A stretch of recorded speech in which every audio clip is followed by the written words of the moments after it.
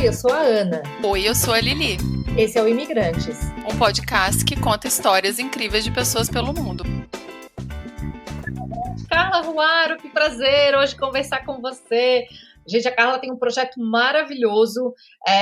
Todo mundo vai ter que assistir o filme para entender melhor e ela vai contar um pouquinho para a gente agora quem é ela, e aí a gente vai contar sobre esse projeto que vocês vão ter que saber mais. Olá, obrigada pelo convite, Lili e Ana, participar desse podcast maravilhoso, Imigrantes. Como é que eu começo a falar de mim? Gente, como é difícil, né, falar assim. Mas, enfim, eu sou pianista, sou gaúcha, nasci em Porto Alegre, estudei música em Porto Alegre, me formei, terminei a faculdade de música primeiro, né, antes de, então, decidir sair do Brasil. Esse projeto, a gente estava até antes aqui, né, antes da gravação, a gente estava no ensaio aqui, e eu estava contando de onde surgiu a ideia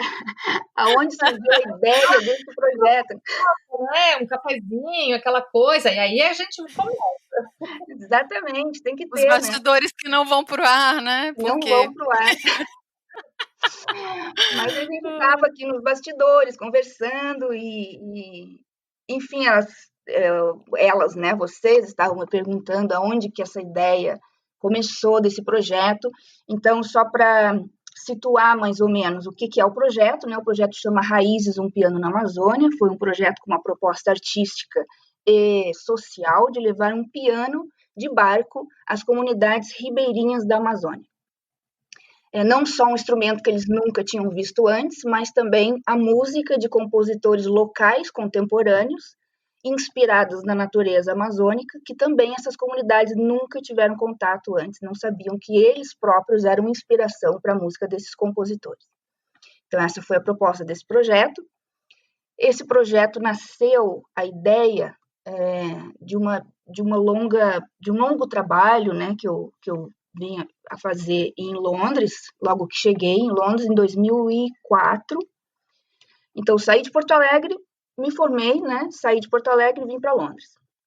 Aqui, durante 6 anos, eu trabalhei com um trio para uma instituição inglesa chamada Live Music Now, uma instituição que oferece concertos e workshops para escolas de crianças deficientes, hospitais, presídios no Reino Unido todo, Emirados Árabes também.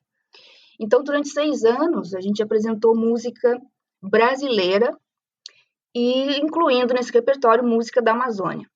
E aí foi o meu primeiro contato com a música da Amazônia e eu me apaixonei por esse repertório porque, primeiro, que são músicas de compositores contemporâneos, né? Então, são produções atuais. E dentro da música clássica, a gente estuda muito pouco, principalmente compositores brasileiros contemporâneos. A gente aprende Villa-Lobos, né? Então, e outros mais famosos, né? Dentro da música erudita brasileira. E fica, então, esse gap, né? Que eu sentia muita falta dentro do meu meio, né? Do meu crescimento como pianista. E encontrei aqui em Londres através desse músico da Amazônia. Esse trabalho todo, no final desses 6 anos, nós ganhamos um prêmio no Brasil para ir para a Amazônia fazer concertos de música brasileira para comunidades no interior do Pará. E eu, como toco um pouco de percussão, também levei muita percussão e levei também um teclado eletrônico para caso algum lugar não tivesse piano, pudesse usar, então, um teclado eletrônico. Mas, chegando lá, descobri que piano era uma coisa que não tinha em lugar nenhum, né? E o teclado eletrônico eu até utilizei algumas vezes, mas a maioria das regiões não tinha energia elétrica. Então, eu também tive que deixar o eletrônico de lado e tivemos, então, que fazer realmente o improviso, né? Em todos os concertos, porque todo aquele repertório que a gente preparou e não pôde ser tocado. Essa viagem, que foi em 2012, foi a viagem que me fez... começou, né, essa ideia de, nossa, é uma região belíssima, me apaixonei, já era apaixonado pela música e a grandiosidade da Amazônia, da floresta, natureza. Eu sempre fui muito também próxima, muito apaixonada por natureza. Quando eu era criança, fui escoteira, então sempre tive assim uma proximidade muito grande. E então tinha essa grande vontade de voltar. Não planejei, daquela época não tinha ideia de como fazer, mas a vontade foi crescendo, principalmente de ter um trabalho mais original, de ter um trabalho autêntico, como pianista clássica, né? Então, fui para Lisboa em 2015. Me mudei para Lisboa para fazer um doutorado. Eu já fui com essa proposta de fazer da música desses compositores da Amazônia. Só que eu não imaginava que isso poderia se transformar realmente numa ida, numa expedição, num projeto, num filme, que também não tinha sido o planejado. Né? Mas sempre com essa coisa na cabeça de que eu quero levar um piano para a Amazônia. A doida, né? Que a gente conta a história para as pessoas e as pessoas ficam te olhando assim como se fosse de outro mundo, né? Eu só fico imaginando a cara das pessoas quando chegam, né? Se eles vivem num lugar que eles jamais tinham visto um piano, de repente um mundo que se abre para eles, né? Não, é lindo, é lindo. As carinhas, né? Bonitinho demais. E eles acham tudo engraçado, né? Tudo Tão engraçado. bonitinho, gente. É muito fofo. Eu não esperava essa reação, assim, das crianças. Eles acharem engraçado, né? Um piano. Eu levei um piano de armário, né? Que a facilidade do piano de armário, ou o piano de parede, né? Não é o piano de cauda. O piano de parede é um piano vertical, que a gente tira a tampa dele, então as pessoas conseguem enxergar os martelinhos batendo. O piano é aquele piano normalmente tradicional que as pessoas têm em casa, né? Isso. O piano de cauda, que é aquele piano que a gente vê mais no teatro, a gente não consegue ter essa mesma visão porque ele é horizontal, né? Então a pessoa tem que estar lá com a cabeça dentro do piano para enxergar. Então foi interessante ter levado esse piano vertical. Então eu comecei a vontade essa de ir para a Amazônia. Eu estava em Lisboa e conheci muitos brasileiros lá também e ia conversando com todo mundo, até que eu encontrei a Tatiana Kobet, que é uma ex-bailarina, cantora, compositora, poeta de Florianópolis. Subterrânea, Aí, Catarina, e aí eu contei essa ideia maluca para ela, e ela mesmo é muito maluca também, ela tem essa energia. Acho ótimo, porque ninguém, desculpa de interromper, Carla, mas alguém falou que era uma boa ideia ou foi a única, tipo, a única que achou que era uma boa ideia? Eu acho que foi a primeira. Essa é a minha parceira. Horas. Se tem alguma dúvida dessa ideia, eu tenho certeza. Ela carregou o projeto ali, ó. A reação dela foi assim, foi tipo, tá, vamos lá então, né? Foi a primeira que teve essa. O meu próprio marido, ele não entendia muito. Né? Ele não entendia. Eu falava para ele, que legal, ele achava, claro, estava me dando força, mas ele não entendia. Então, vou ajudar essa doida aí que não tem jeito. E a Tatiana foi a primeira que disse, ok, vamos lá, vamos embora, eu te ajudo, a gente vai. E aí começou. E aí, como é que se começa um projeto sem dinheiro nenhum, né? E eu nem, assim, eu até busquei patrocínios, mas eu entendo que é muito difícil de alguém querer patrocinar um projeto dessa grandiosidade, porque também, primeiro que é um projeto caro, né? Não é bem assim, tu pegar um piano, botar dentro de um barco e navegar o Rio Amazonas. Tem pessoal para levar, tem seguro, tem passagens, tem despesas do barco, alimentação, tem que comprar um piano, tem que levar filmmaker. É um projeto muito caro. Então começou assim, ela foi a primeira que aceitou, né, a parceria, e aí eu fui buscando outras pessoas. E nesse meio, a maioria das pessoas iam dizendo que não, que era muito caro, que era impossível, que não ia conseguir, e outras pessoas iam dizendo assim, e a pessoa ficava pensando assim, quando eu falava, e parece que a pessoa se transportava para lá. Então me dá o telefone, me dá o que não sei. Aí eu anotava. Olha. Caderninho cheio de lista, de contato, telefone. E assim eu fui com a minha listinha. Aí uma outra dizia assim, olha, eu conheço um fotógrafo lá, que de repente quer ir junto. Então foi assim que aconteceu. Foi completamente... E eu chegava e dizia, olha, eu não tenho dinheiro, não sei, mas eu quero fazer isso. Aí a pessoa, gostei da ideia, eu quero ir contigo. E assim eu fui juntando essa legião de pessoas que quiseram primeiro ir comigo, né? Primeiro eu tinha que encontrar a equipe. Depois, a gente dá o segundo passo, né? É muito difícil de a gente pensar muito distante quando não se tem recursos para isso. Então, você pensa no próximo passo. Próximo passo precisa de pessoas, né? Equipe, profissionais. Né? Surgindo oportunidades também, né? Durante o próprio projeto. Coisas que, né, não tinham sido planejadas inicialmente. Eu lembro que só faltava a pessoa que ia filmar. Que eu não queria fazer um filme, eu queria só registrar. Eu só queria registrar, eu precisava de alguém que fosse com uma câmera só para registrar, para não esquecer aquilo e tal. E eu comecei a fazer orçamentos com o pessoal no Brasil, só que era assim, impossível de pagar, era impagável, assim, para mim, né? Era impagável. Tanto que eu tive que fazer escolha, né? Ou eu continuava no doutorado, ou eu ia fazer uma expedição na Amazônia. Então, eu larguei o meu doutorado para pagar a expedição na Amazônia. E sentei na frente desse português, que se chama João Santos, que foi o cinegrafista, apaixonado por cinema. Eu não tenho nenhum material para te mostrar. É mais ou menos, mas eu tô. Ele disse assim, mas eu te prometo, ele me olhava assim com café, sabe, tomando um café, a gente estava num café, ele me olhava com os olhos brilhando, e o meu sonho é fazer uma aventura dessa. E eu te prometo que eu vou acordar e vou dormir com a câmera ligada. Aí eu olhei para ele e disse, é tu. Vamos! Achei mais um maluco, vem. Achei. Aí ele disse para mim assim, eu não tenho dinheiro para dar um passo daqui, ele falou. Mas eu não vou cobrar nada, eu vou, né? Se tu me pagar todas as minhas despesas, eu vou, fico. Quanto tempo tu quiser que eu fique, eu fico. E, bom, então ele aí entrou no barco, né? Literalmente. Literalmente, entrou no barco. Tá dentro. E assim a gente foi encontrando o pessoal, né? Aí veio daí um amigo de uma amiga que era fotógrafa, que é do Espírito Santo, Vitória, foi a fotógrafa que foi. Viu? Temos os estados representados.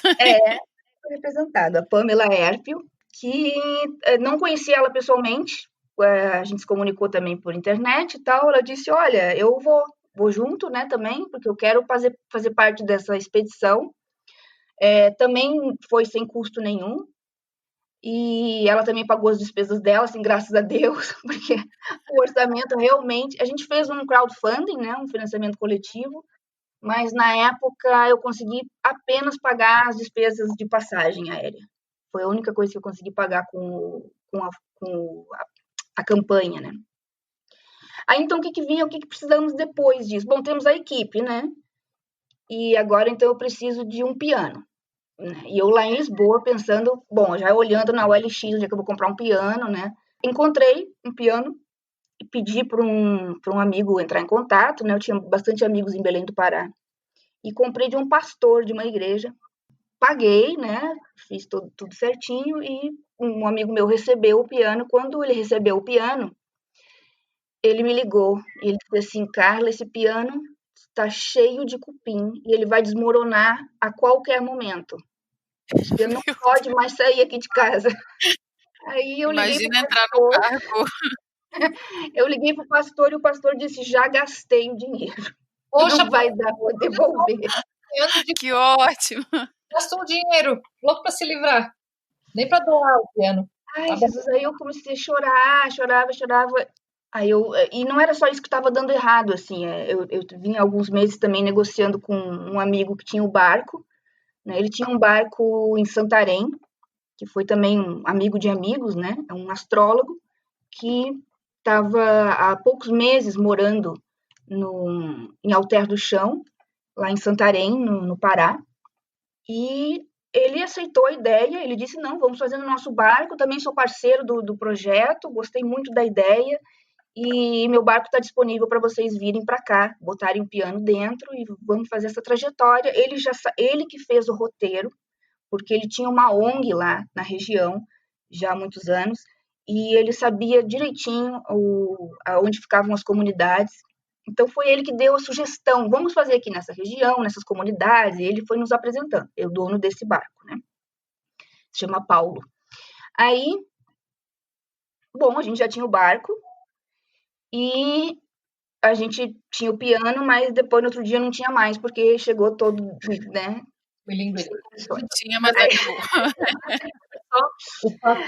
Aí foi aquela choradeira, e E aí, só que assim, né, eu não tinha dinheiro para pagar as passagens, a campanha estava indo super mal, porque eu também não sou péssima de marketing e coisas assim. Então, eu não tinha dinheiro para as passagens, o piano chegou quebrado, eu comecei a chorar desesperadamente, com aquela coisa de não vai dar certo, vou desistir. Aí chegou o meu marido e disse assim: tá aqui o meu cartão de crédito, compra a passagem. Porque só tinha uma maneira de eu não desistir, era se eu tivesse a minha passagem. Uma vez que tu tem a passagem na mão, não tem como não acontecer, porque você já tem a passagem. Então, eu usei isso como uma forma também de não desistir, né? Então, eu tenho que dar mais um passinho para não desistir. E aí ele veio e disse: toma, compra a tua passagem. Aí, bom, já tinha passagem, já tinha o barco, agora precisava de outro piano. E coloquei uma mensagem na internet dizendo, né, perdemos o piano, quer dizer, né, eu preciso de ajuda, faltava, e comprei a passagem para daqui 2 meses, né? Então, daqui 2 meses o projeto ia acontecer. E estava lá na internet, quando no Facebook, coloquei um post lá no Facebook, e um músico de Porto Alegre mandou uma foto de um piano pelo Facebook e disse assim: serve esse? Aí eu disse: olha, é um pouco longe, né? Porto Alegre, Belém, assim, para transportar o piano, mas perguntei o valor, né? Quanto tu quer por ele, né? E ele: não, eu vou doar. Eu vou dar esse piano pelo projeto, porque eu achei o projeto lindo e tal, tu só precisa pagar o transporte. Aí tá. Meu pai foi lá na casa dele, pagou o transporte, e a princípio estava tudo resolvido, né? Eu chorei na hora que ele me falou isso, disse: não, eu tô doando o piano para vocês.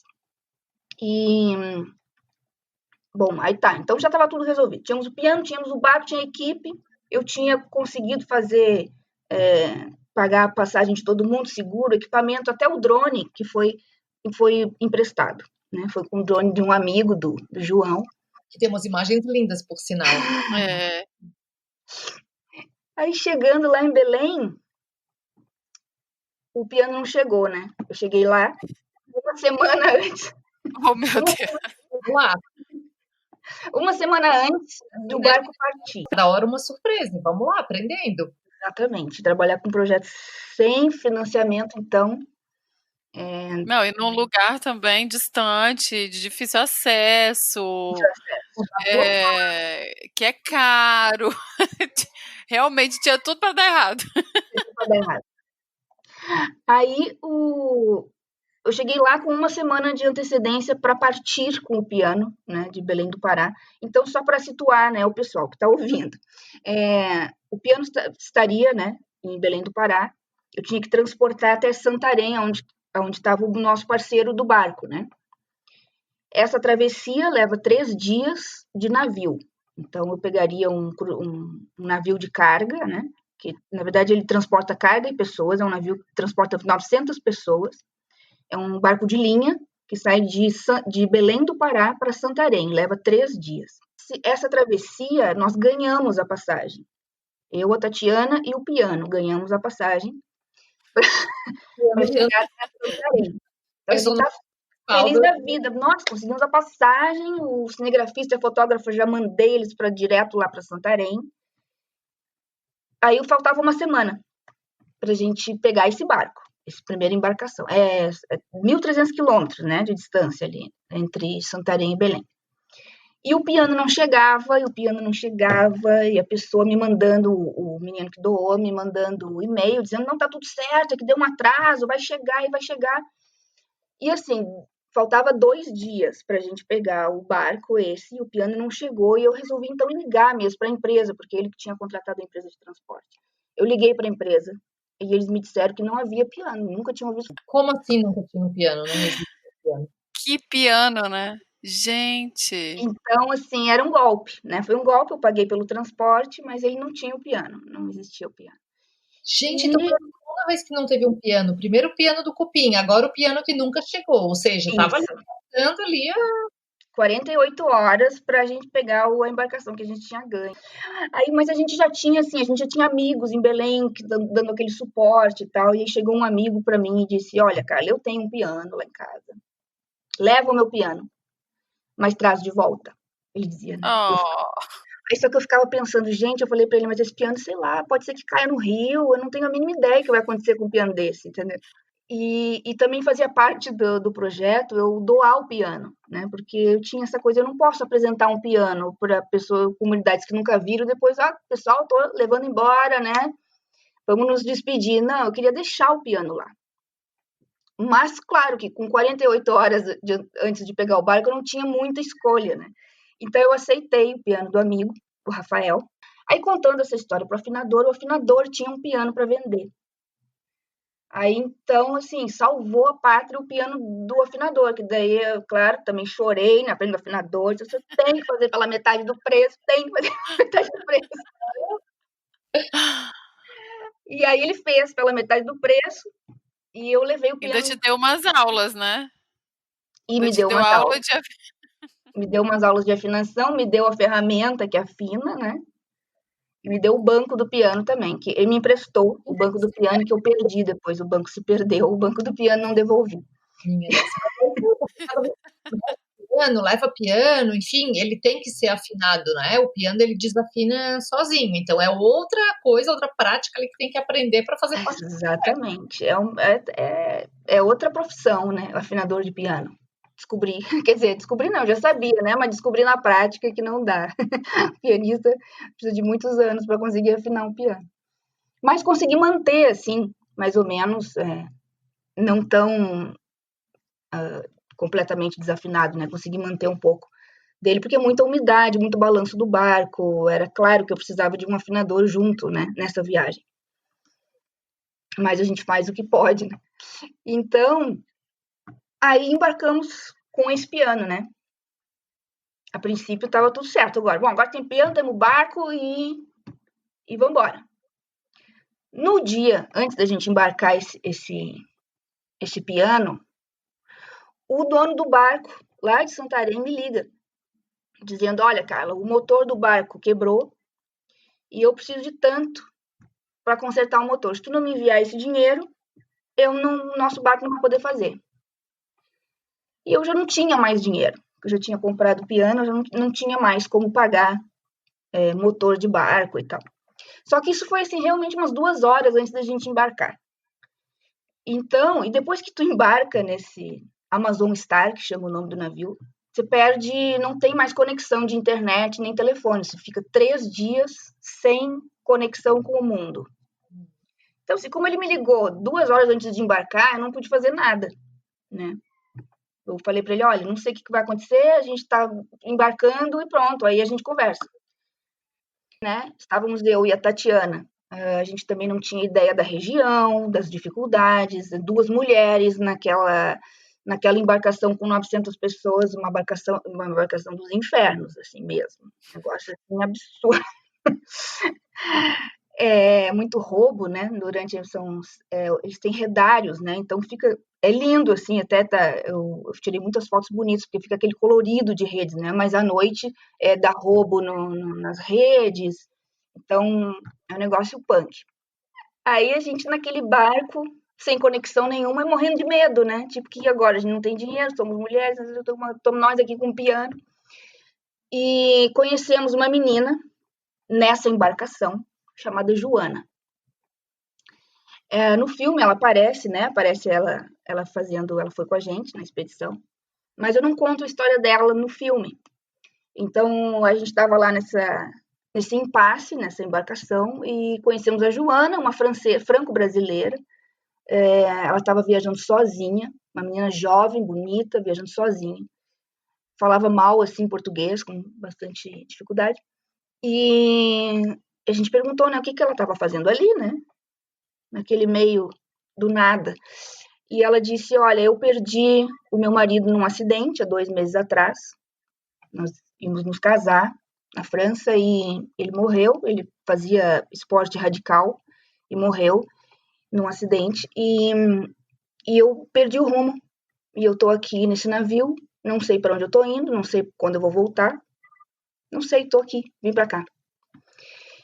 E ela é artista plástica, ela trabalhava faz origamis, né? E a gente, naquela situação, nos olhamos, eu e a Tatiana, olhamos para ela e dissemos assim, olha, tu não quer vir com a gente? Aí contamos a história, né? Porque a gente não sabe o que vai acontecer e tal. E tu também é artista, a gente podia nos ajudar muito com as crianças. E assim a gente se junta. E ela aceitou na hora. E ela disse assim: então, assim, o dinheiro que eu ia pagar em hotel, eu dou para vocês. E esse dinheiro foi o que pagou a alimentação dos 20 dias de expedição, na verdade, foi o dinheiro da Joana. Que doideira, né, gente? Mas, ó, você falou do marido francês de esporte radical que morreu. Eu tô nessa parte ainda, hein, gente? Porque isso aí sou eu, tá? Marido francês de esporte radical. Hoje Ai, meu Deus, Lili. eu já tô me vendo aí viúva numa expedição da Amazônia. Mas vai, Ai, que conta, horror. cara. Conta a história pro marido, então. Não adianta nada, minha filha. Aí chegamos em Santarém, né? Naquele navio, foi assim, um dia inteiro para tirar o piano. Aí eu não vou contar porque tem as imagens no filme, né? Da dificuldade que foi de tirar o piano do navio e passar para o outro barco. O barqueiro que estava esperando é a pessoa do barco que a princípio estava com um problema no motor e não ia. Isso mesmo, esse mesmo, né? Que a última ligação com ele foi há 3 dias atrás. Isso. Quando a gente chegou lá, ele estava ali esperando, né? Depois a gente resolve o problema, né? Vamos chegar primeiro, tá? Chegamos, colocamos, enfim, ó, ele conseguiu a ajuda da prefeitura para homens, né? Para carregar o piano e tal. Aí eu tinha esquecido de uma coisa muito importante, que era assim, toda a equipe que ia entrar no barco do Paulo tinha que ficar sabendo das regras do barco. E eu esqueci de dizer para a Joana das regras, porque a Joana, enfim, entrou na equipe de última hora, né? E as regras do barco eram: não poderia entrar carne, não poderia entrar álcool nem drogas no barco. E todo mundo estava a par disso e tal. Mas eu, enfim, com aquela confusão toda, não avisei a Joana. Mas chegamos com o barco e fomos comemorar, né? A gente disse assim: gente, pelo amor de Deus, vamos comemorar, vamos para o barzinho da cidade, vamos tomar uma cerveja e tal, vamos comemorar. E fomos todos para o bar, menos o dono do barco, que ficou no barco. E a Joana ficou cansada no meio da comemoração e disse: olha, eu vou dormir mais cedo, então eu tô indo pro barco, boa noite. Pegou a latinha de cerveja dela e foi pro barco. Não deu 15 minutos depois, veio uma mensagem no celular, assim, do Paulo, né, do dono do barco. Mas xingando e dizendo que ela não ia poder viajar com a gente no barco, porque ela não estava sabendo das regras, que ela entrou com cerveja e ele... Então, esse homem se transformou num monstro naquela situação. Foi muito difícil de controlar a situação e nós todos estávamos já ali com o piano dentro do barco dele. No outro dia, às 6 da manhã, ele toca um sino na nossa cabeça, assim, porque a gente dormia na rede, né? Era um barco pequeno. O barco do Paulo era um barco bem pequeno. O que ele quer, fazer o que ele quer, isso aí. Ressaca aqui não tem. Exato. Gente, foi assim. Aí nós Pessoal, voltamos. Oi? todo mundo acordado para o nascer do sol aqui, ó. Exato. Aí a gente acordou às 6 da manhã, né? E para reunião, ele queria fazer uma reunião. E aí ele começou a dizer as regras dele, né? Então é assim, quem não obedecer, é nesses termos. Quem não obedecer, o barco é meu, quem não obedecer, por favor, se retire. Aí a equipe toda começou a me olhar, né? Tipo assim, não vai rolar, né? Ninguém vai no barco desse homem, né? Ele realmente mostrou, assim, ser um pouco até desequilibrado, né?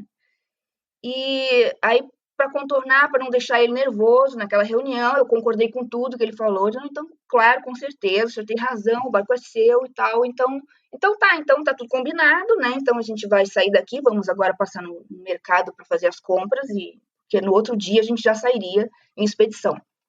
Saímos todos do barco, né? A equipe toda. Quando a gente saiu do barco dele, a Joana começou a dizer: cara, eu não vou com vocês, porque imagina, eu que causei esse problema todo, não vou. A fotógrafa disse: cara, eu também não vou, porque eu não quero, esse clima tá terrível, né? Eu vou pegar minha mochilinha e vou para outros lados de Alter do Chão.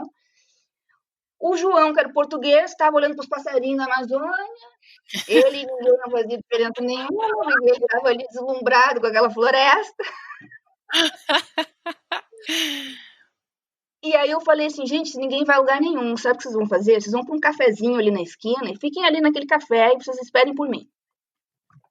Aí saiu eu e a Tatiana, desesperada, sem saber o que fazer, sem dinheiro, e ligamos para o secretário de Cultura da cidade, né? Que a gente já tinha conhecido ele no dia anterior, quando a gente chegou. Ligamos para ele, assim, nervosa, né? Eu disse, olha, Pichica, o nome dele, o apelido dele.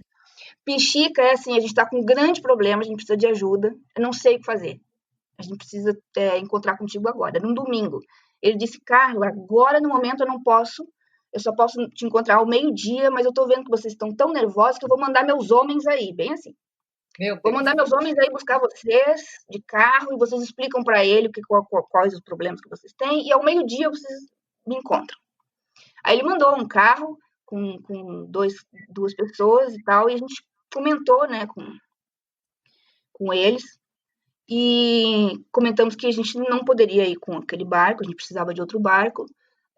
Mas eu lembro que eu liguei pro meu pai, né, desesperada, chorando, né, pai, o que eu faço? Pelo amor de Deus, eu perdi tudo, onde eu não tinha piano, agora tem piano, mas agora tinha barco, não tem mais barco. Ela chorando. E o meu pai disse assim, minha filha, é o seguinte, tu tá no lugar que mais tem barco no mundo, tu sai aí e vai encontrar um barco, entendeu? Para de chorar que vai encontrar um barco aí. E aí foi isso que eu falei pros meninos da prefeitura, né, então a gente precisa encontrar um barco. E eles nos levaram no porto, onde realmente, assim, 500 barcos, um do lado do outro, com plaquinhas com telefone, que fazem viagem, frete, não sei o quê. E aí a gente fomos ligando. Mas, na verdade, o primeiro telefone que atendeu foi o barco que nós fechamos, né? E foi até uma história engraçada, porque o Jorge Olinto era o nome do barco. E nós ligamos para ele e ele disse assim, isso ele contou depois essa história, né? Quando eu liguei falando do projeto, que nós precisávamos de um barco, ele estava ajoelhado rezando, porque ele tinha uma dívida para pagar e ele não sabia como é que ele ia pagar aquela dívida. Ai, gente, e quando nós ligamos, e a nossa sorte é que a dívida dele, eu lembro hoje, a dívida dele era de R$5.000. Então, foi o número que apareceu na cabeça dele. Então, eu falei que era que a gente precisava, o tempo, e ele disse R$5.000. Só que uma viagem daquela era em torno de R$15.000 que sairia o trabalho todo, né? E, para nossa sorte, e para a sorte dele também, porque ele também pôde pagar a dívida, né? Ele nos deu o valor esse, né? Então, nós fechamos na hora com ele e fomos lá encontrar com a prefeitura, né? Só que imagina, era R$5.000, mas eu também não tinha os R$5.000 para pagar, né? Vende o piano do Cupim. Chegando na prefeitura, a gente contou a história toda pro Pichica, né? E o Pichica nos ouvindo, pensando, e disse assim, olha, Carla, é o seguinte, eu tenho um projeto também que eu quero muito ir nessa região que vocês querem navegar. Eu tenho um projeto com cinema, chama Cinema na Comunidade. Então, que tal a gente fazer assim? Eu pago a metade do barco, tu leva a minha equipe, né? Que tu leva 2 pessoas da minha equipe, e eu te dou som, né? Vocês podem levar som, luz, eu pago combustível, mando uma cozinheira e ainda mando um freezer cheio de cerveja para vocês. Para compensar o maluco. Para compensar o trauma do outro lado. Aí a partir desse momento tudo começou a dar certo mesmo, né? Então nós nos unimos com a equipe da prefeitura e eu falei para o Pichica assim, só tem um problema, né? O piano ainda está lá no barco do homem lá.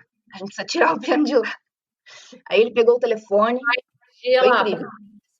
É isso que acontece também. Acho que quando a gente está muito aberta para fazer as coisas acontecerem, essa energia flui. Olha, a menina que era artista chegou, o cara que era o cinegrafista se ofereceu para ir, né? Tem, acho que essa coisa mesmo de acreditar muito que o negócio vai dar certo. dá, né? E vai dar. Dá, exato. E eu vejo também as pessoas ajudam muito, sabe? As pessoas, elas se comovem pela história. Mas eu acho que rola muito também. Eu acredito muito na ação, sabe? Porque eu sou uma pessoa, sei lá, que eu acho que já vivi muito de sonho. Então eu acredito muito na ação. Porque eu acho que quando a gente começa a se mexer, lógico que a energia, eu acredito nela muito, mas a gente faz e as coisas realmente surgem, aparecem porque a gente está fazendo, a gente está se mexendo. O movimento traz mais movimento. Você fala para uma pessoa, aquela pessoa fala para outra. Então, assim, e também acho que o poder do grupo, né? Você não estava sozinha, você tinha uma equipe. Então, uma pessoa conhece o outro e conhece o outro. E isso faz a coisa acontecer, né? Eu acho. Exatamente, faz toda a diferença. Não consegue fazer sozinha. Nada, nada. Não consegue. Um tipo de projeto desse é impossível. Não é impossível, né? Mas é muito difícil acontecer sozinho. E eu acho que não deve ter nem graça também, né? Você viver tudo isso pagando só, assim, Sim. pegando e não, eu tenho aqui esse projeto, eu vou bancar esse projeto. Não tem a mesma o gosto de todo esse perrengue. O perrengue eu acho que tem o seu lugar também nisso, né? E a importância no saborzinho da vitória. O papel, né? Porque também, de repente, alguém também tinha um projeto, o freelancer também queria fazer um filme, a fotógrafa queria começar um portfólio, então todo mundo tem uma vontade e daqui a pouco aqueles gostos todos se unem, né? De alguma forma.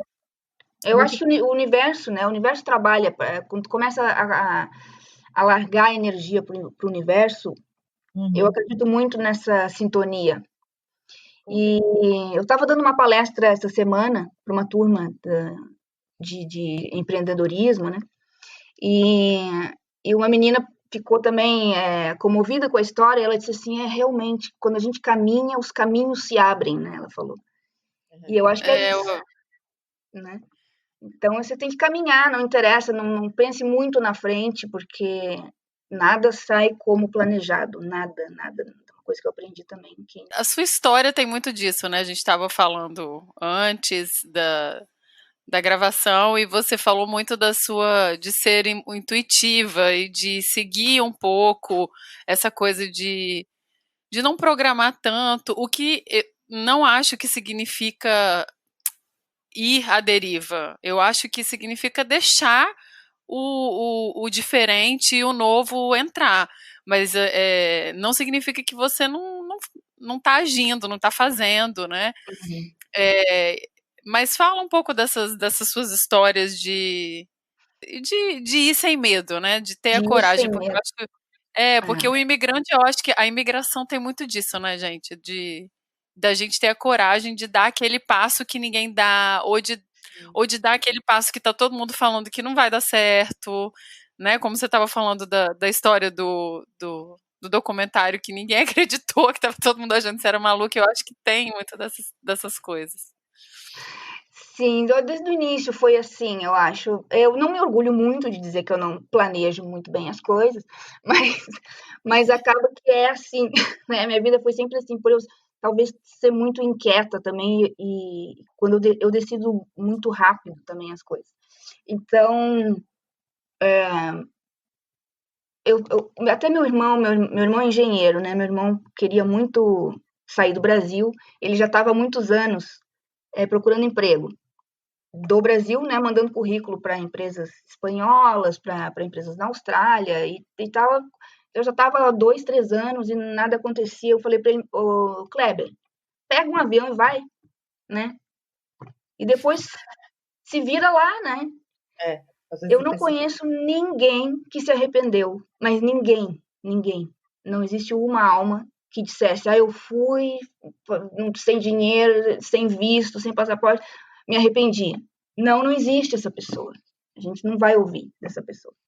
Então, eu falei para ele: não espera, não perca mais tempo, né? Pega e vai. E ele foi mesmo. Ele pegou um avião e foi, né? E lá, claro, ele foi para Barcelona, né? E claro que não conseguiu logo o emprego de engenheiro, mas foi trabalhar com surf. Foi ser assistente de surfista. E depois... Olha isso, gente. Olha as oportunidades que a gente perde. Vê? Coisa boa. Porque também a gente se abre para o novo, né? E acho que é isso também que faz as coisas darem certo. E agora, essa coisa de tu comentar ali, eu não gosto de falar, mas eu não planejo muito. Mas tem muito aquela coisa também do feito melhor do que bem feito. Uhum. Nossa, total, né? Não vai fazer, entendeu? Porque às vezes vai esperar planejar tanto, para organizar tanto, às vezes o negócio não sai, às vezes o negócio leva anos, perde a vontade, perde o timing, né? Não acha equipe, enfim, as pessoas estão em outra vibe. Então, acho que é isso mesmo, é a questão do meter a cara mesmo e fazer acontecer, né? Claro. Claro que tem como se preparar, por exemplo, né? Se você sabe fala uma língua, né? O inglês, né? Basicamente. Claro que vai ser bem diferente quando você chega num país estrangeiro já falando uma segunda língua. Não foi o meu caso, eu não falava também.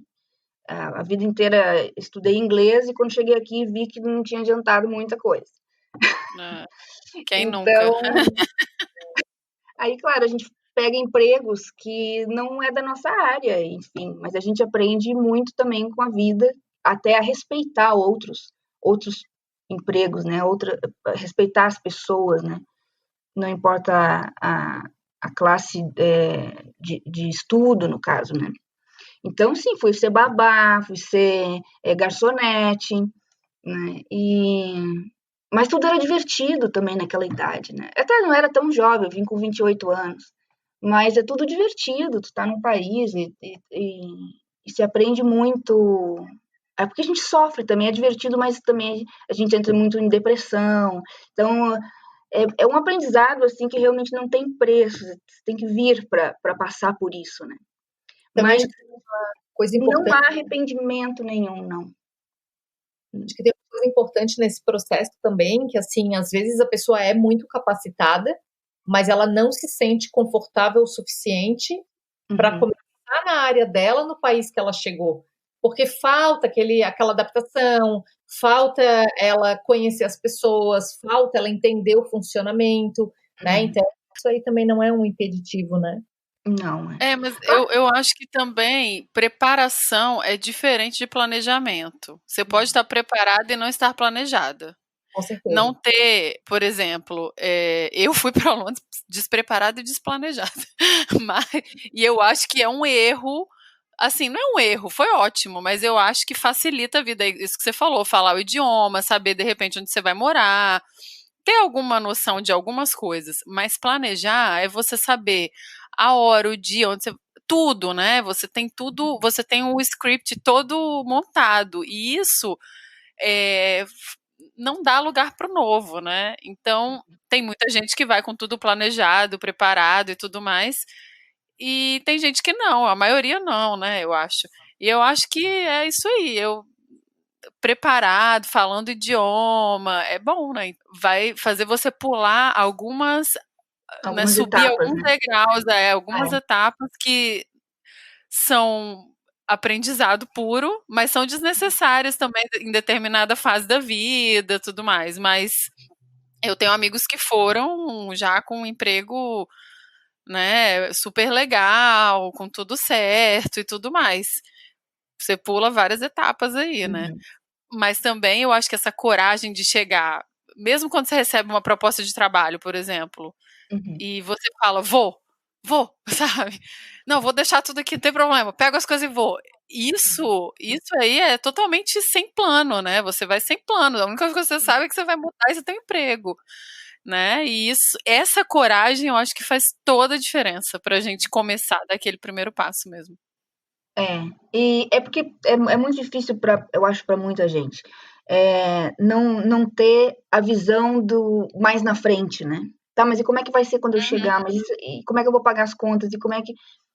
E eu sempre digo, eu aprendi que é sempre o próximo passo que a gente tem que planejar, não os 10 próximos passos, né? A gente não sabe, né? Porque não A gente sabe. não sabe.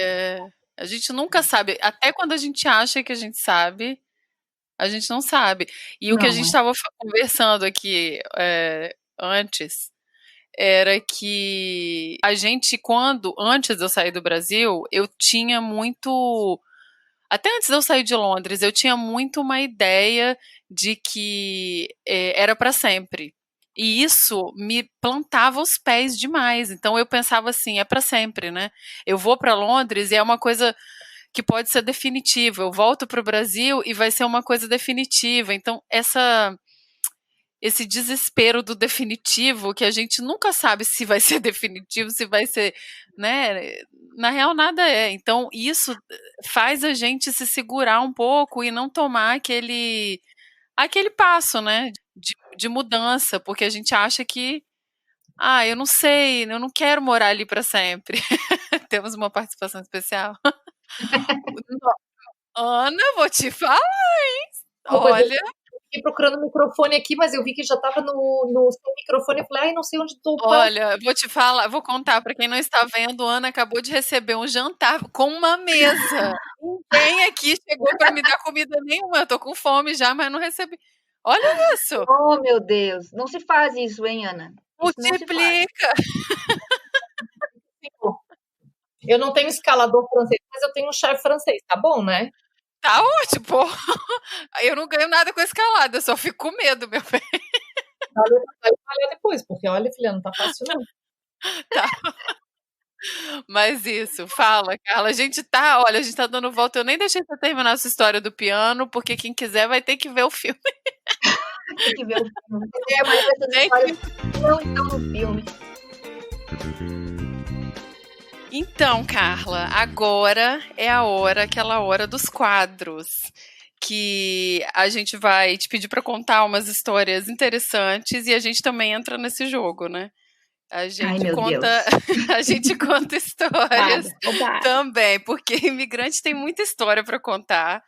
Tem. Então, a gente quer rir junto aqui das nossas desgraças. O primeiro quadro é o golpe da coisinha. É quando alguém chega para você e fala assim, leva só essa coisinha para mim, para o Brasil, ou então leva só essa coisinha para mim, para Londres, e a pessoa volta com uma mala de 15 quilos, entendeu? Então, eu acho que todo mundo tem uma história dessa. Se você tiver, conta pra gente. Pode ser você também que foi essa pessoa, não tem problema. Nossa, eu tenho muita. Não, mas agora lembrando, eu tenho 3, mas são duas, praticamente a mesma. É o seguinte, a coisinha era um violão, né? Leva para mim um violão. Gente. E levei, tipo, né? Uma mala extra, né? A coisinha virou uma mala extra. Coisinha violão. Aí, e a segunda foi um case de violoncelo. Mas você que pediu ou a pessoa que pediu para você? Não, a pessoa pediu para eu levar para o Brasil. Gente, como é que foi isso? Como é que é um case de violoncelo? Conta essa história do violoncelo. Porque lá é muito caro, né, de comprar um case, né, para viagem e tal. Então, essa violoncelista no Brasil pediu para que a próxima vez que eu fosse para o Brasil, que se eu pudesse levar o case para ela. Mas aí levei, que é um negócio gigantesco, é maior que eu, né? Só que daí eu botei todas as minhas coisas dentro do case. E aí ele foi minha mala, na verdade. Serviu de mala. Tá ótimo. Foi legal, porque foi vazio. Mas a história dessa coisinha mais engraçada que veio agora aqui na minha cabeça foi quando um amigo meu me trouxe da Suíça uma encomenda que a mãe levou para ele, porque ele encontrou a mãe na Suíça. E aí ele ficou uma semana com a mãe na Suíça, ainda sobrou um pouquinho da encomenda dele, e ele trouxe para mim, em Londres, que é camarão seco. Gente. Ai, gente.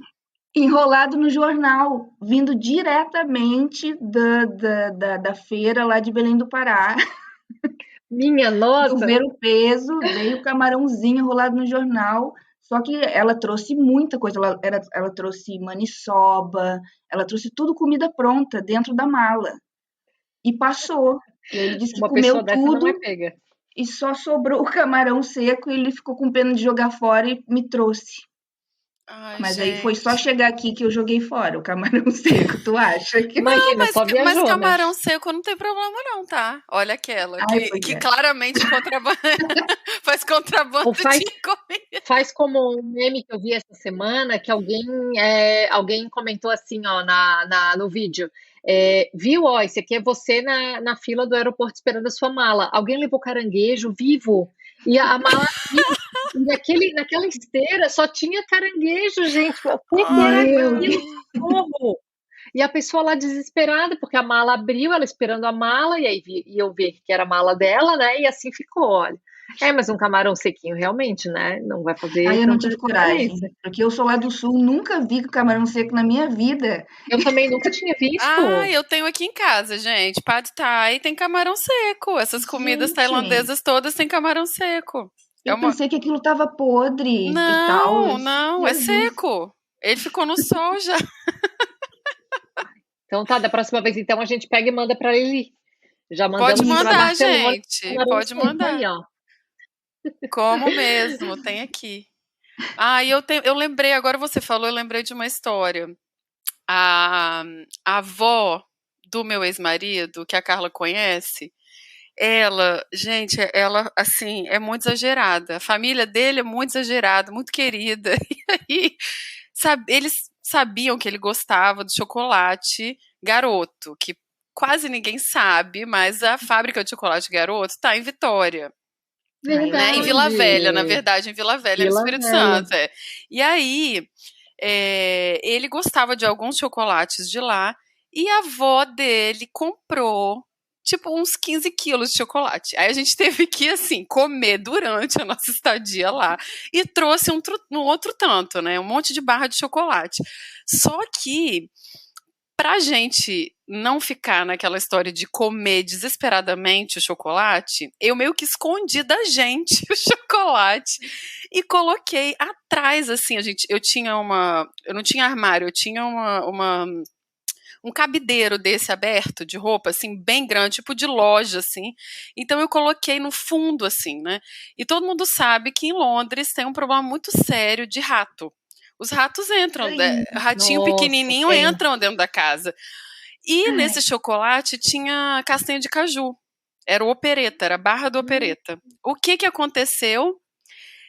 A gente achou rato dentro de casa e era uma casa ai, nova, assim, sabe? A gente, tipo, poxa, a gente mora aqui há um tempo já, há tanto tempo, e nunca aconteceu. Por que que. E a gente foi tentar descobrir de onde estavam vindo os ratos. A gente colocou as barras de opereta lá escondida e esqueceu de fato. Só que o ratinho achou. gente. Quando a gente. ai, Gente, é porque não dá pra ver, mas eu acho que deviam ser umas 5 barras. Umas 5 não, umas 6 barras de opereta. Era assim, era um bloco de Meu tijolo Deus. de barra de opereta. A metade estava comido. A que gente, nojo. a gente convidou uma família de ratos para nossa casa para comer a porra do opereta. E foi assim, entendeu? Uma tristeza, porque a gente nunca mais conseguiu se livrar dos ratos e a gente teve que sair da casa. Foi essa a história. Gente, olha isso. Claro, imagina se o rato vai querer ir embora dessa casa nunca mais, Não, né? O Nunca meu mais. golpe da coisinha também foi relacionado com chocolate. Foi assim, eu recém tinha conhecido um casal aqui que tinha vindo. Eles moravam aqui há menos de 6 meses, só que era Natal e eu estava indo para o Brasil. E eles eram amigos de um amigo, então, né, tinham o meu contato, caso precisasse de alguma coisa, e sabiam que eu ia viajar. Aí ela me ligou, falou: Ai, Ana, tu poderia levar umas coisinhas para minha mãe? Daí eu falei para ela, falei: "Olha, posso, não tem problema", porque nessa época eu ainda levava tudo para todo mundo. "Não tem problema, pode sim, uma coisinha dá. A minha mala vai bem cheia, mas uma coisinha dá".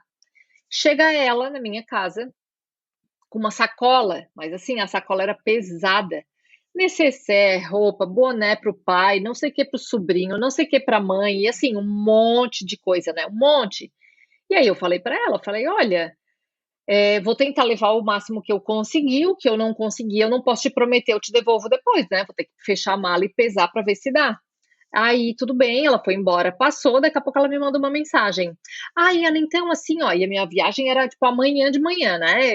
Tava empacotando tudo para dormir e ir embora amanhã. Ela me liga. Ai, sabe o que que é? Eu esqueci de te pedir. se eu te der 50 libras, tu consegue comprar chocolate no aeroporto para levar? Eu pensei, gente, olha só, um golpe é um baita golpe, né? Porque 50 libras, pensa a quantidade. A gente que mora aqui em Londres sabe que dá para comprar cada Nossa! chocolate, cada Muito pacote de chocolate. chocolate custa 1 libra, né? 50, 2, 3, não custa muito mais que isso. A não ser, sei lá, a caixa da Lindt custa 5 na promoção. Pensa, 50 pounds de chocolate. No aeroporto acho que é 50 mais pounds. caro, mas vai dar aí, brincando, uns 6 quilos, assim, nossa, por baixo. Total, sem Eu noção, comprava, golpe. eu teria comprado Levei uma de 500 cada. gramas. Eu Não, e comi pensa na- detalhe. E eu era tão trouxa ainda nessa época que eu não vou mentir. Comprei os chocolates para ela. Ai, Só que eu Ana. sou. Não, mas eu não comprei 50, eu não comprei. Eu comprei só uns 3, 4, assim, só para ela. Ai, minha mãe ama chocolate tal, que ela já tinha pedido para eu levar e eu pesei, falei, muito pesado, né? Chegou lá, meio que me deu um peso na consciência, falei, só umzinho ali, não tem problema. Comprei uns 3 ou 4, levei. Moro em Florianópolis, era verão, 40 graus, 30 graus de Natal. O que aconteceu? Aquele chocolate pra lá e pra cá, pra lá e pra cá, pra lá e pra cá. Dei tudo do jeito que tava, mas com certeza não durou, né? Porque pensa chocolate que vai chegar no Brasil em pleno verão. Gente, não, 50. Ai, gente, olha, a gente é trouxa e o povo é muito sem noção, mas. Verdade, depois a gente aprende, né? Aí eu defini um limite. Falei pra eles, pode 500 gramas. Aí a pessoa já, então tá, eu vou ver se eu mando então. Aí ele chega lá e fala assim, tá pesado, não sei se vai dar não. 500 gramas, aí a pessoa já nem manda. Melhor desculpa que eu Ana é achei. muito prática, adoro isso. 500 gramas. Tive que aprender, né? 500 gramas. Mas você tá boazinha, porque eu bom. não falo, não posso. Ou então eu ponho tanto empecilho que a pessoa não... Eu já nem despacho mala mais. Eu só viajo com mala de mão. Imagina que maravilha. Não, eu com uma criança, gente, eu despacho, mas assim, é uma mala para 3 pessoas que a gente despacha, porque com ela tem que levar, mas assim... Não, é bom esse podcast que as pessoas que conhecem a gente, que ouvirem isso aqui, já vão ficar com vergonha, entendeu? Exato. Ninguém vai querer As minhas vão ter que gastar com uma balança, né? Elas já vão gastar com a balança, então acho que vão se arrepender, não vão nem querer mandar mais nada. Ai. Olha, Carla, e o outro quadro? Lost in Translation. A gente, quando tá fora do Brasil, a gente tem sempre uma história de idioma para contar, né? Alguma coisa engraçada, interessante. Você morou em Portugal, então não é possível que você não tenha uma história aí de idioma para contar pra gente. Não, eu tenho uma história de translation que é em inglês e tenho uma história de um trem em Cascais, em Portugal, que é aquela coisa do português literal, né? Ai, é muito bom esse português literal. Conta, Carla. Então, é assim, eu dava aula em Cascais, eu morava em Lisboa, dava aula em Cascais. É um trem só, que pega 40 minutos de trem, né? Cascais é uma cidade ao lado. Então, eu tinha o passe para andar em Lisboa e aquilo não me dava direito de pegar o trem e ir até Cascais. Então, toda semana eu colocava um crédito a mais no cartãozinho, né? E aí chegava em Cascais, ele descontava o crédito ali do cartão. Normal, né? Só que daí um dia eu chego na estação e as máquinas eletrônicas, né? Para botar o crédito ali direto na máquina, estavam lotadas, cheias de turista. Eu disse, aí eu ia perder o trem, olhando para o relógio, ia perder o trem, olhei para a menina da caixa, do caixa ali, estava vazio, eu disse, vou ali no caixa, né? Aí então falei para a menina, por favor, coloca aqui 5 euros no cartão rápido que eu vou perder o trem, por favor, e tal. E ela disse assim, mas para onde a senhora vai? Eu disse, então, eu vou para Cascais. Mas ela não pode utilizar esse cartão para ir para Cascais. Eu disse, mas por quê? Não, porque Cascais... Aí ela explicou, não, porque Cascais é outra cidade, tem que ser outro cartão. Aí eu disse assim, mas olha só, faz 3 meses que eu tô indo para Cascais toda semana, faço exatamente a mesma coisa, coloco 5 euros, eu desço lá, a máquina desconta e não tem problema nenhum. E ela, mas a senhora não poderia estar fazendo isso. Então, não pode, a senhora não pode utilizar esse cartão. Aí eu disse, mas, por favor, então assim, esquece tudo isso, só coloca 5 euros para mim aí, né? Tipo assim, não interessa para onde eu tô indo, tá? Não vou utilizar para ir para Cascais, a senhora, por favor, coloca 5 euros aí. E ela, mas agora eu sei que a senhora vai para Cascais. Capaz, pronto, queria mandar, como é que é, nota promissoria, queria cobrar lá As pessoas Aí, dizem que resumindo, já né, eu foi, perdi o gente. trem, cara. A mulher não colocou 5 euros no cartão. Ai, Eu gente. perdi o trem, tive que entrar na fila do turista mesmo, fiquei lá 30 minutos na fila, tive que pegar o outro trem. 40 minutos sufoco. depois. Eles são muito literais mesmo, né? Eu tenho até uma história que não é minha, mas é de uma amiga que passou muito tempo em Portugal. Ela não morou lá, não, mas ela é musicista também e ficava lá um tempo. E aí um dia ela é tosta quente que fala, né? O misto quente é tosta quente, é isso? Como é que é? Tosta Não quente? Como é sei. que eles chamam de Ah, misto? O como é misto que é? quente é Não lembro. tosta mista, não é isso? Nossa, agora tu me pegou que eu não lembro. Eu não lembro como é que fala em português de Portugal. Vamos supor que é tosta mista. Eu não fui tantas vezes. Eu Pode- acho que é aham. tosta mista, mas assim, vamos supor, Tá. ok, que é tosta mista, o misto quente. Queijo, presunto e o pão, né? E aí a minha amiga queria só uma tosta quente de queijo. E aí ela chegou pro cara e falou assim: eu queria uma tosta quente, mas só de queijo. Aí o cara falou assim pra ela: não, mas aí não é tosta quente. Porque tosta quente é queijo, fiambre, né? Que é o presunto pra eles, e o pão. Não, mas tá, então você faz o seguinte: você me dá um queijo, um pão, queijo tostado. Não, mas isso não temos. Como não tem? Tem o pão, não tem? Como se Temos. viesse pronto, né? Como se viesse pronto. Exatamente. Tem o pão, Imagina, temos. ele vai ter que preparar aquilo pra testar. Não, Ai, isso, ó, você gente, morou lá, olha. Carla, é real isso, é verdade, É isso real, acontece. é real, É. é real. Que nem pedir cerveja, né? Não, aí começa um monte de história, Um vai monte de história, lembrando. pode contar. Olha, Não, e mas eu aí vou o contar cara uma. não vendeu pra ela, gente. Isso é Olha real. só, O cara gente. não vendeu pra ela. Ela comprou. Então me dá uma tosta. Uma tosta quente, Então eu dou a tosta quente pra senhora e a uma senhora tosta tira mista. Não, a presunto. tosta mista. Me dá a tosta mista. Aí ele deu, ela pegou na cara dele, tirou o presunto e jogou no lixo, assim, olhando no olho dele. Ah, que ódio. Pronto, agora eu tenho um pão com queijo, sabe? E assim foi. Porque a gente tem essa mania de fazer piada do português, não tem nada relacionado à burrice, é que eles são muito literais mesmo, né? E outra coisa que aconteceu com a minha tia é que ela pediu um taxista ela tinha o endereço estava incorreto, ela estava visitando e ela queria ir na casa de uma amiga que morava lá e tal. E aí ela deu o endereço e falou: olha, é meio complicado chegar aqui, se você tiver dificuldade, você fala pro taxista que é na rua da feira, da feira tal, né? E aí o cara não encontrava, ela falou: não, mas é na rua da feira tal. Não, mas eu não posso te levar lá. Por quê? Porque hoje não tem feira. E aí rolou esse debate do hoje não tem feira. Não, moço, mas eu quero ir porque uma amiga minha mora lá e é só uma referência. Então, ai, gente, eu imagino morando Olha lá. que engraçada. Ai, mas é que nem meu marido tem uma história assim, que ele ligou para uma loja, porque ele era domingo, amanhã era domingo, e ele queria saber se a loja... Ai, agora eu me compliquei. Vocês fecham amanhã? E ele disse não. Vocês estão fechados amanhã? Ele disse não, né? Ligou para a loja no sábado. Não, não. Então beleza. Aí no outro dia ele foi até a loja e a loja estava fechada. Aí disse, porra, que português do caralho. Aí na segunda-feira ele chegou e ligou e disse, poxa, eu fui ontem até aí, vocês me disseram que não fechavam a loja ontem. Eu disse, não fechamos porque não abrimos. Ai, gente. Maravilhoso!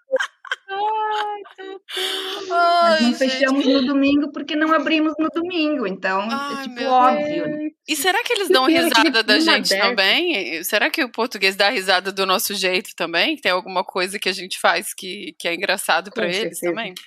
Deve ser, né? Deve ter. Deve, com certeza. Eu acho que no fim, assim, a gente ri, não dá nem pra ficar brabo, né? Porque assim, é tão fora do lugar que a gente fica, nossa, não tem nem como ficar brabo com uma pessoa dessa. Não, é só não pra dá. rir mesmo. Só pra rir. E você tem alguma história, Ana? Não é nem de língua agora que eu ia falar, mas eu só queria complementar essa coisa da comida, né? Eu viajava com uma amiga que era brasileira e ela era muito complicada, gente. Ela era muito complicada. Então, viagem que tinha ela, os amigos já ficavam todos, ela vai. O que ela pedia? tudo que ela queria separado. Ela não queria nada junto. Então, por exemplo, se era a tosta quente, ela ia querer a tosta, o queijo separado e o presunto separado. Aham. Era um negócio X que vinha com um molho tal. Ela queria o pão, sei lá, a salada que vinha dentro e o molho separado. Pra quê? Ficava um rolo, porque a pessoa não entendia. Porque aí, assim, né? A gente sabe como é que o garçom tá ali acostumado, pedido.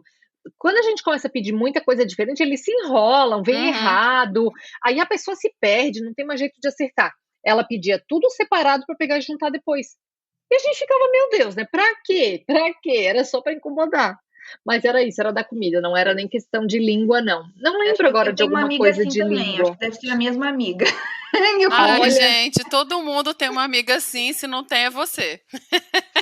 Pode saber. E todo mundo tem aquela que tira não sei o que do prato, ou que fala que é alérgica a alguma coisa que não é, porque não gosta. Não, mas ali era difícil, Eu acabei era de olhar tudo, aqui tudo no era um Google problema. e é tosta mista que eles falam mesmo. Então. É tosta Então, mista. E por fim, chegamos ao quadro final, Mágoa da Cabocla, que é aquele momento de reclamação, aquele momento que você pode soltar as suas mágoas, Carla. A ideia inicial desse quadro é mais que você solte a sua mágoa de algum lugar que você já morou, né? Que não seja o Brasil, né? Mas o Brasil tá tão foda ultimamente que você pode reclamar do Brasil também se você quiser. Sempre temos abertura. Pois é, a gente tem tanta reclamação, né? Deixa eu ver, uma coisa leve, então. Eu morei na Espanha, né? Morei em Barcelona. Morei muitos anos em Portugal e fui morar na Espanha. Porque eu sentia muita falta em Portugal de salada. Não tem Porque a gente tem salada muito lá? no Brasil, né? Eles não comem Não, muito?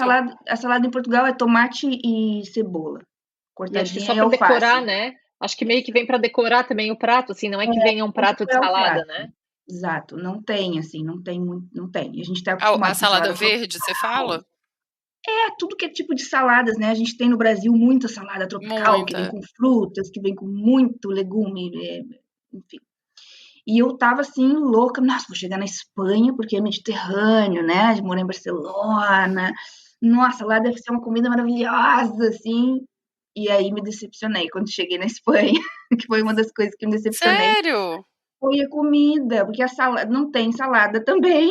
Não, entendeu? eles Assim, fazem muito essa salada mesmo. Mas sabe que a gente sempre pede salada quando sai pra comer e sempre tem muita verde. fritura também. Muita fritura. Eu achei que era uma dieta super saudável. Mediterrânea, uma dieta mediterrânea.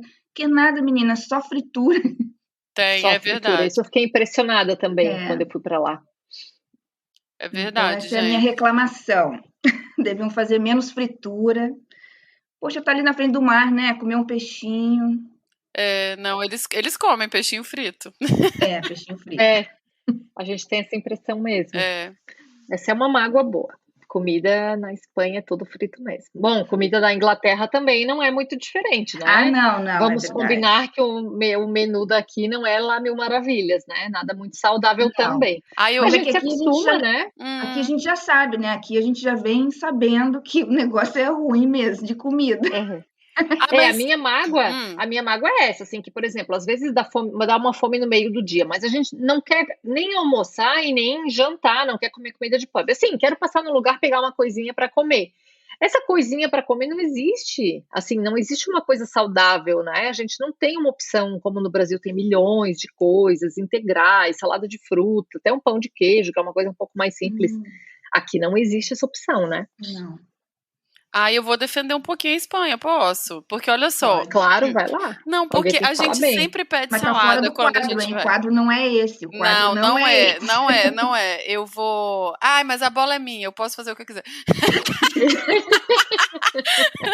Então, eu vou só defender um pouquinho, porque eu acho que eles têm muita fritura. Como a gente no Brasil também tem muita fritura. Mas eu acho que quando você sai, tipo, se você pensar na comida brasileira, é tudo pesadão, tudo fritura. Mas tem os sucos, a casinha de suco, que vem de salada, que vem de um monte de coisa. Aqui também tem. Mas se você vai No típico, realmente, a salada deles é uma cama de cebola. Eu amo essa salada, por sinal. É uma cama de cebola com tomate por cima, né? Essa é a salada clássica mesmo. Mas você acha a salada verde bastante. E tem bastante. Eles usam bastante óleo, como o português, mas o óleo cru. O azeite, né? Quando eu falo óleo. Por cima, depois que a comida tá pronta, eles colocam o óleo. Mas realmente, vamos combinar. Tem as croquetas, as batatas bravas, tudo isso é fritura mesmo. É verdade. Mas tem opção, sim.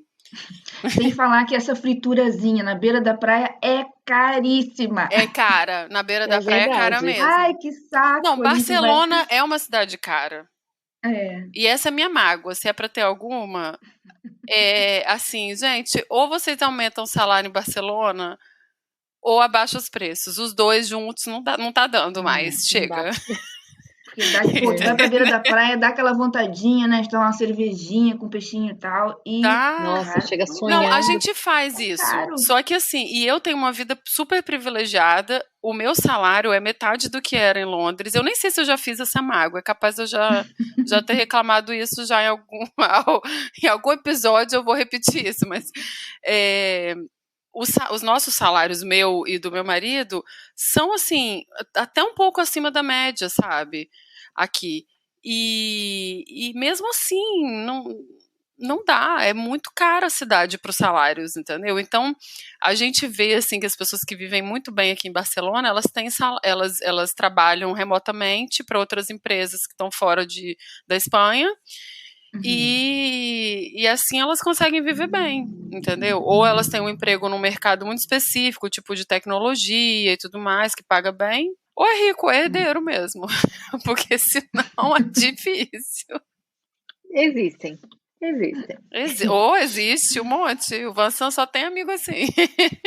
Nossa, coisa boa. Coisa boa. Vocês têm alguma recomendação? Livro, filme, música, qualquer coisa? Eu tenho, que eu descobri faz pouco tempo. Vou recomendar aqui o meu livrinho do Hyuga. Amo esse livro. É um livro sobre a felicidade, que é o segredo da felicidade dinamarquesa. Então é o pequeno livro de Hyuga, do autor Make Wiking. Tem outros livros desse mesmo tema, assim, mas eu tô lendo esse aqui que estou amando. Muito bom. Aproveitando Segredinho a da felicidade. Aproveitando a deixa, eu só queria achar aqui rapidinho que eu assisti um documentário também do país mais feliz do mundo. Por que as pessoas são mais felizes? E agora eu não lembro se foi na Netflix ou se foi na BBC. Não, era na... Onde que é? Esse livro é norueguês, né? É Dinamarca. Dinamarca. Peraí, porque eu acho que é a Dinamarca que é considerado, né? O país mais feliz do mundo. Eu achei que era o Butão. Comentário. Então, não, eu vou aproveitar e falar, eles fizeram todo um cálculo assim, ó, desde a questão familiar, quem muda para lá, por que ganha um salário melhor, eles têm, a criança não compra nada até 6 meses, no próprio hospital onde a criança nasce, ela já leva o enxoval para casa. Então, eles mostram todos esses questionamentos, assim, desde a questão da profissão, a da família, a da sociedade, a da educação, a saúde, e eles colocam tudo isso, né, num bolo e ficam eles explicam o porquê que as pessoas são mais felizes, porque elas têm uma vida equilibrada e que no fim elas conseguem trabalhar o suficiente, ganhar um salário ok, elas têm tudo pago pelo governo, e aí é onde eles mostram que é um país que são as pessoas mais felizes do mundo. Então, aproveitando a deixa, essa vai ser minha recomendação, que está vinculada ao livro da Carla. Eu só não lembro se é Netflix. Enquanto a Lili fala aqui, eu vou procurando aqui e falo para vocês. Eu vou indicar um podcast que chama Calma, Gente Horrível, que é muito bom. É muito bom. É muito bom. Elas debatem temas variados, assim, e elas são ótimas. Eu gostei muito, assim. Eu já ouvi vários. Então, elas fazem várias análises de livro, ou então falam de algum tema recorrente, e elas são ótimas, assim. Eu não tenho uma palavra em português, mas é bem unapologetic, assim, sabe? Mas são muito boas.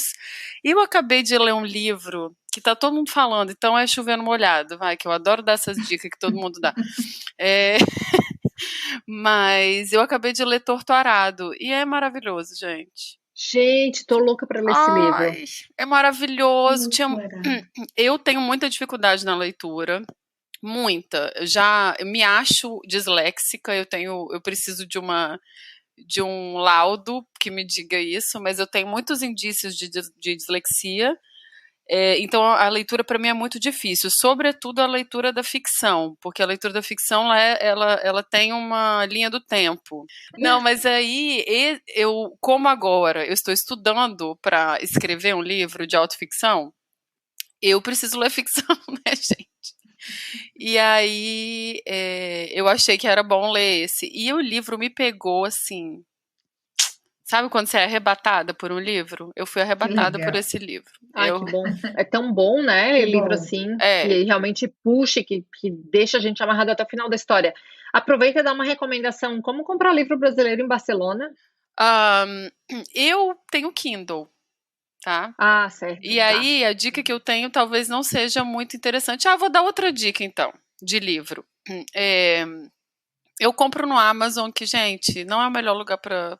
Isso não é uma recomendação, porque não é o melhor lugar do mundo, tá? O Amazon tem vários problemas aí, então... Mas, assim, é o lugar onde a gente compra. Eu até comprei esse livro aqui, chama A Resistência, é o próximo que eu vou ler. E comprei, acha muita coisa no Amazon. Mas, para quem tem filhos, e para adultos também, porque eles também têm poucos livros de adulto, mas eles têm um Instagram que chama Livros for Kids. Que vende muito livro eles têm em vários lugares do mundo, tá? Europa, Estados Unidos, Japão, tem outros lugares também. Então, eles vendem livros, assim, a maioria para criança, mas tem livro para adulto também, lá. Sim. E... Legal. Vou procurar. É uma iniciativa super legal. Então, essa dica aí, eu achei, tá aqui anotada também. Não então, usei. Aproveitando, né, que achei, no YouTube mesmo, o nome do documentário chama Why Finland and Denmark are Happier Than the US. Pelo menos aparece aqui. E aí é onde eles fazem essa pesquisa toda mostrando, né, por que o país vale a pena. É isso. Porque eles são mais políticos americanos. Dicas. Se bem que não precisa ter muito para ser mais políticos americanos. Não precisamos. Não é difícil. Não é difícil. O pessoal do marketing desse documentário aí, ó. Tá. Erraram na headline. Mas criativo nesse título. Ai, meninas, adorei. Carla, quer deixar mais alguma coisa aí? Quer falar alguma coisa? Deixar algum... Eu vou recomendar o meu filme. Maravilha! Fala mais do seu filme, como a gente compra onde, quando. Vai lá no meu site, carlaruaro.com, tem o meu shop, e lá tem um filmezinho bem baratinho para comprar, porque daí você ajuda nos projetos. O filme é um piano na Amazônia, então o primeiro piano que percorreu o Rio Amazonas, então é demais o filme, vamos lá, tá bem barato, já aproveita e me apoia aí nos próximos projetos. A gente vai colocar no Instagram e vai colocar o nome dela aqui na descrição e os links também. Que obrigada! Ai, gente, adorei! É isso, adorei! Tchim-tchim! Tchim-tchim! Cadê minha água? Garrafa Não, eu tô cachaceira, gente. Oh, meu Deus do céu. Eu tô com água coisa também. Boa. Não, mas eu não tenho nada a ver com isso. O Vansan que apareceu com essa cerveja aqui hoje, tava um sol, a gente tá fazendo... Você tem uma história legal para contar ou conhece alguém que tenha? Tem dicas e sugestões? Entre em contato com a gente pelo e-mail imigrantespodcast@gmail.com ou pelo Instagram @imigrantespodcast. Um beijo e até o próximo episódio.